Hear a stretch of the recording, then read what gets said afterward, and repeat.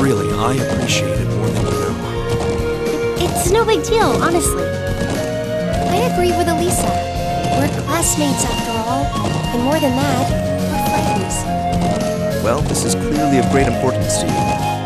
I know you want to protect your people, but that's not the only reason you're doing this, is it? You got me. It ties back into why I accepted the Lieutenant General's recommendation and entered the Academy too.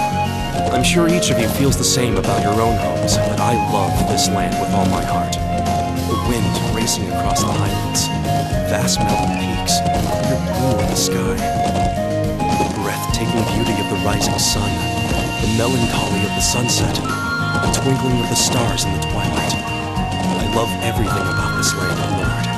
It's part of who I am. Wow. I guess it hadn't sunk in how much Nord means to you.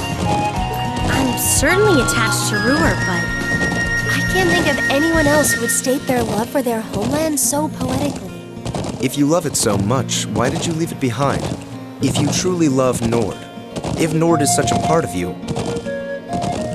what is it that drove you to enroll in a military academy in a foreign land so far away? I'm not surprised you'd find it strange. To be honest, I'm still not totally sure what compelled me to do it.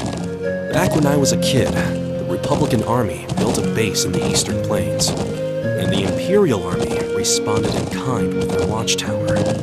It's made me more uneasy with every passing year. Years ago, a traveling priest from the Septian Church taught me all about the history of the continent. One thing that stood out to me was just how many lives have been lost during the conflicts between the major powers. Another major theme was just how profound of an impact the Orbital Revolution had on people's lives. Even the concepts of time and distance have changed so much. In effect, the Orbital Revolution shrunk the world. It made me realize a sad truth, one that kind of scares me even now, that there was no guarantee my homeland could stay at peace forever. That one day, it might be drawn into outsiders' conflicts and be occupied and redistricted into oblivion.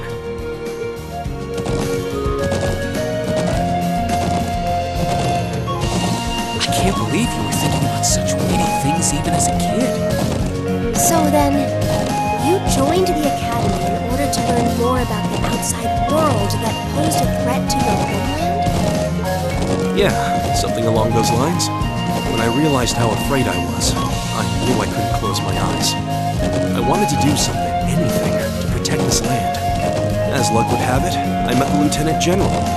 He's the one who told me about Thor's military academy. One thing led to another, he offered me a recommendation, and before I knew it, I took him up on his offer.